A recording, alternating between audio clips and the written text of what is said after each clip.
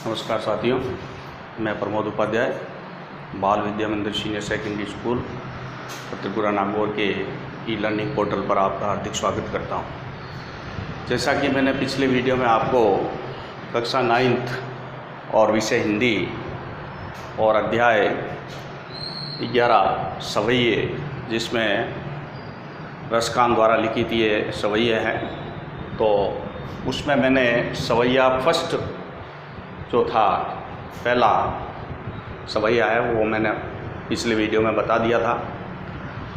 तो आज की वीडियो में हम दूसरा सवैया लेते हैं, रसकान द्वारा रचित है।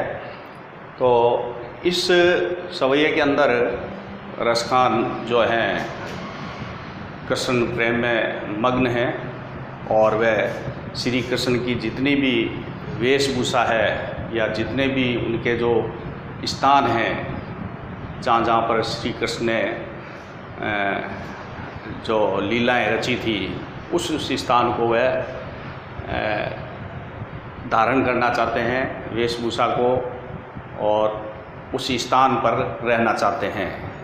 तो इस प्रकार इस सवैये में रसकान ने यही बताया है कि श्री कृष्ण की जो भी चीज़ें हैं, जो भी वस्तुएं हैं, उनसे उनको बड़ा प्रेम है और वह उसको प्राप्त करना चाहते हैं। तो आइए सवैये के दूसरे भाग में चलते हैं।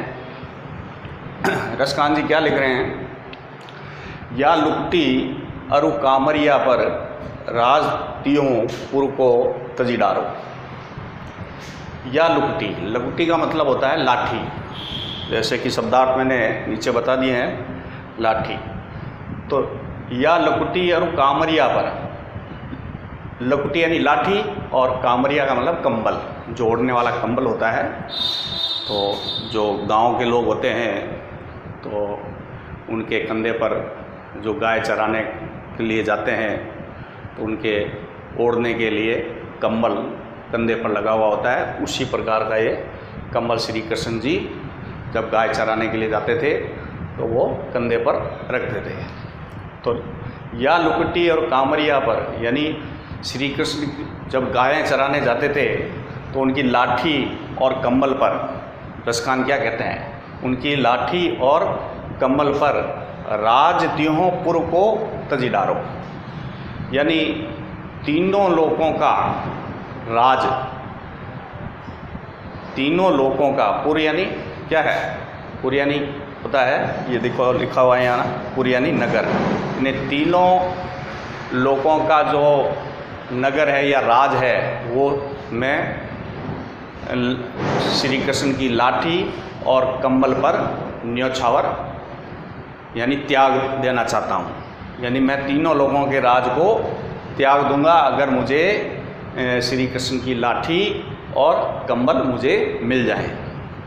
ठीक है, तो इस प्रकार रसकान ने श्री कृष्ण की लाठी और कंबल को प्राप्त करने के लिए तीनों लोगों के राज को वह त्याग देना चाहते हैं।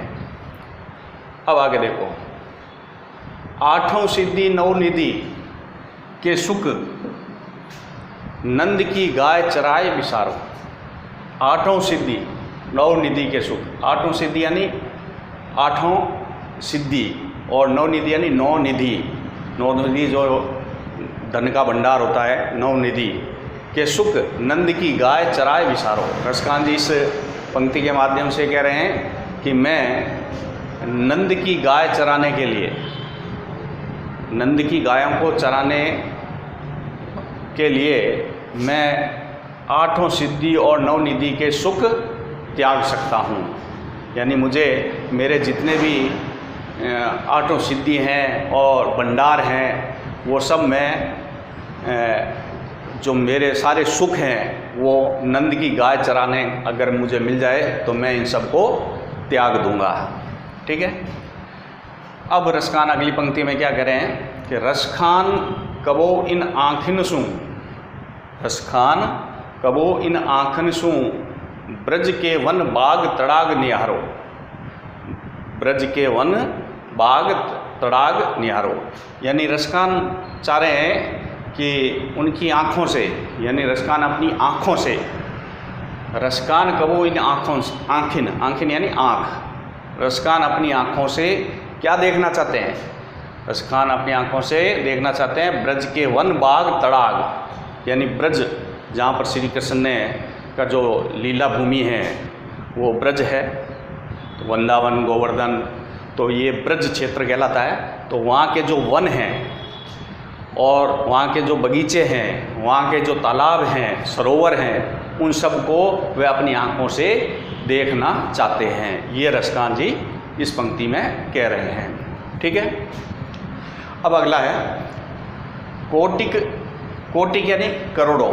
कोटिक यानी क्या होता है? करोड़ों। कोटिक एक कल धोत के धाम, यानी करोड़ों सोने के। कल धोत यानी क्या होता है? कल धोत यानी सोना, यानी करोड़ों सोने के भवन। धाम यानी घर, घर को भवन भी कहते हैं। तो कोटिक एक कल धोत के धाम, यानी करोड़ों सोने के भवन, करील के कुंजन ऊपर वारो। रसखान जी कह रहे हैं कि मैं करोड़ों सोने के धाम यानी सोने के भवन, करील के कुंज, उन जो ब्रज के अंदर जो करील के कुंज हैं, कांटों से, कांटों की जो झाड़ियां हैं, करील के कुंज, अगर मुझे वो मिल जाए तो मैं कोटिक एक कल धोत के दाम, यानी मैं करोड़ों सोने के भवन भी न्यौछावर कर दूंगा अगर मुझे एक करील के कुंजन में रहने का अवसर मिल जाए। वारो, वार यानी न्यौछावर करना, तो मैं करील के कुंजन ऊपर वारो यानी सोने के जो करोड़ों भवन हैं उनको मैं न्यौछावर कर दूंगा करील के कुंजन के ऊपर, यानी करील की जो कुंज हैं उन पर मैं ये सोने के करोड़ों धाम हैं, उन सोने के जो भवन हैं उन सब को मैं इन पर न्यौछावर कर दूंगा। जो श्री कृष्ण जहाँ पर रहा करते थे, जो लीला भूमि है, उनके बारे में यहाँ पर रसखान जी बता रहे हैं। ठीक है। तो इस प्रकार ये रसखान जी इस सवैये के माध्यम से यही कहना चाहते हैं कि वह श्री कृष्ण के जितने भी जो वस्तुएं हैं उसको वह प्राप्त करना चाहते हैं, उनको देखना चाहते हैं, और जो उनका लीला भूमि क्षेत्र है वह वहाँ पर निवास करना चाहते हैं। तो इस तरीके से उन्होंने अपने सुख को त्याग कर वहाँ की जो ब्रज के जो वन बाग तड़ाग हैं, करील के कुंजन हैं, उनमें उनको आनंद आता है। तो इस प्रकार से ये रसखान जी इस सवैये के माध्यम से ये कहना चाहते हैं। ठीक है।